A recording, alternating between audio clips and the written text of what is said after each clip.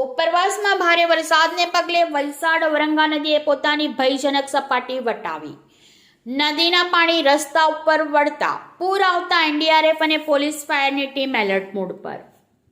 ઉપરવાસમાં ભારે વરસાદને પગલે ઔરંગા નદીએ પોતાની ભયજનક સપાટી વટાવી. વહેતા નદીના પાણી શહેરમાં ઘૂસ્યા. પૂરની પરિસ્થિતિને લઈ ભાગડા ખુર્દ ગામ સંપર્ક વિહોણું થયું તો બંદર રોડ ઉપર નદીના પાણી ફરી વળતા રસ્તાઓ નદીમાં પરિવર્તન થયા હતા. ઔરંગા નદીમાં સિઝનમાં બીજી વખત પૂર આવતા વહીવટીતંત્ર, એનડીઆરએફની ટીમ અને પોલીસ ફાયરની ટીમ સાથે ખડેપગે એલર્ટ મોડમાં જોવા મળી હતી. ઉપરવાસમાં ભારે વરસાદને પગલે વલસાડની ઔરંગા નદીએ પોતાની ભયજનક સપાટી વટાવતા વલસાડના વહીવટીતંત્રે વલસાડના કાશ્મીરનગરના વિસ્તારમાંથી 150થી વધુ લોકોને સ્થળાંતર કરાવવામાં આવ્યું હતું. ઔરંગા નદીના પાણી વલસાડના નીચાણવાળા વિસ્તારોમાં ફરી વળતા વલસાડના વહીવટીતંત્ર અલગ અલગ ટીમ સાથે નીચાણવાળા વિસ્તારોમાં જઈને લોકોને સલામત સ્થળે ખસેડવાની કામગીરી હાથ ધરી છે. વલસાડ શહેરમાં મોડી રાત્રે અત્યાર સુધી 4.4 ઇંચ જેટલો વરસાદ વરસતા વલસાડ શહેરના અનેક વિસ્તારોમાં પાણી ભરાઈ જવા પામ્યા હતા. શહેરના મુખ્ય અંડરપાસ બંધ થઈ જતા લોકોને ભારે હાલાકીનો સામનો કરવો પડી રહ્યો છે. વલસાડ શહેરના મોગરાવાડી અંડરપાસ તેમજ 40 ગામને જોડતો છિપ્પાનો અંડરપાસ બંધ થઈ જતા વલસાડ શહેર તેમજ ખેરગામ તાલુકાથી આવતા જતા લોકોને 10 થી 15 કિલોમીટરનો ચકરાવો કરવો પડ્યો છે.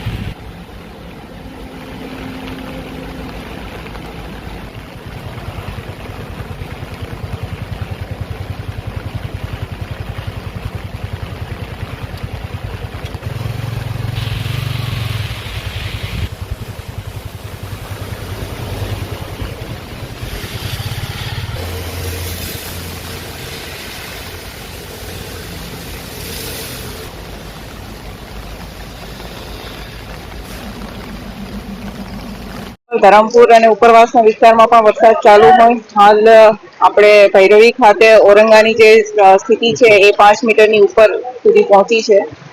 એને ધ્યાને રાખીને કાશ્મીરનગર જે છે વલસાડમાં એમાં આપણે સ્થળાંતર અત્યારે શરૂ કરાવ્યું છે. લગભગ 100-150 જેટલા જે પરિવાર છે એમનું સ્થળાંતર અત્યારે ચાલુ છે. બાકી જે નીચાણવાળા વિસ્તારોમાં સતત આપણે નજર રાખી રહ્યા છે. તેમજ જે નીચાણવાળા બ્રિજ છે, પુલ છે, ત્યાં પણ અવરજવર બંધ કરાવી. હાલ આજના દિવસની ભારે વરસાદની આગાહી છે, તો એને ધ્યાને રાખીને વરસાદનો માહોલ તો રહેશે જ. એટલે તકેદારીના ભાગરૂપે આપણે આ શિફ્ટિંગ શરૂ કરાવ્યું છે અને જરૂર પડે તો હજી વધારે પરિવારનો પણ કદાચ જરૂર પડે તો કરાવવાની પૂરેપૂરી અત્યારે આપણી તૈયારી છે. હાલ બીજી તો કોઈ પણ જગ્યાએ સ્થળાંતરની પરિસ્થિતિ સર્જાય તાત્કાલિક એવી અસર દેખાઈ નથી રહી, પરંતુ જ્યાં આગળ વરસાદને કારણે રસ્તા ઉપર પાણી છે, જેમ કે કૈલાસનગર રસ્તો, ત્યાં આગળથી આપણે અવરજવર બંધ કરાવડાવી છે.